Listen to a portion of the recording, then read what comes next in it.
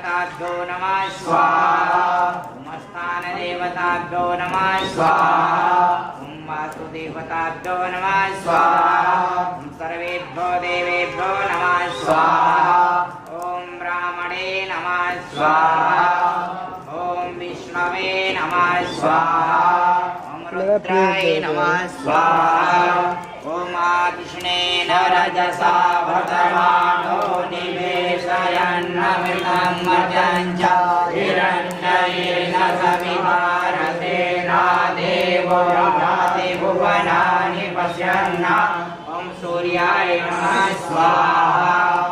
ॐ इमं देवा असपत्नं सुवर्धं महते क्षत्राय महते ज्येष्ठाय